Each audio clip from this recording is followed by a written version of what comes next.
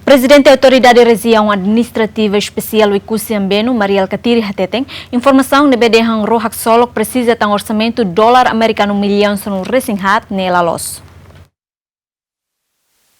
Presidente da Autoridade Região Administrativa Especial Ikusiambeno, Mariel Katiri considera informação de Behato si Ministro Transporte e Comunicação G. Agustino da Silva Katak, Rohak Solok precisa de um orçamento dólar americano milhão no Resinghat nela los, tambah si total orçamento ne balung se bahalo Pontekais e Hawaikusi no Atauro.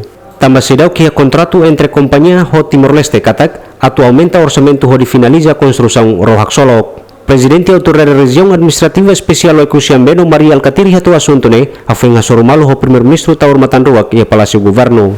Bom, informação lá los 14 milhões de los barrodit. 14 milhões de barro ho ponti que atalo ida o Ikusi Pontekais, muito bolo pontões e passadiço e daí a Tauro. Nem de 6 milhões ano. Essa informação lá nós. E segundo, adicional né, se é mani cálculo mas mais. Se dá o que é contrato ira para deixar for adicional. Se em cálculo que a empresa apresenta mais né, rodini lógica. Todo tempo, quando se resolve um problema interno, mas kita se discute ali adicional ne hira e tambasa. Laos tem um contrato para o selo adicional, se dá o que é contrato ida para adicional. Mas é buat tidak ada kau dehande. Se kita compara na Kroma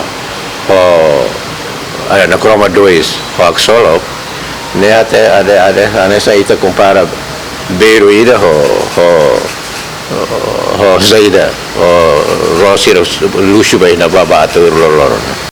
Presidente Região Administrativa Especial Ikusiambeno explica, wanghira empresa nebe cair construção Rohak Solok ne resolve sirene problema interna. Afeng empresa ho Timor-Leste discute com o orçamento adicional nebe atualmente honia razão. Mas bem antes ne Rohak Solok hetang na inauguração husi ex-Primeiro-Ministro Mariel Katiri. No hetan benção Bispo Emérito Dom Carlos Felipe Ximenes Belo e fulan maio tinang inauguração resing itu.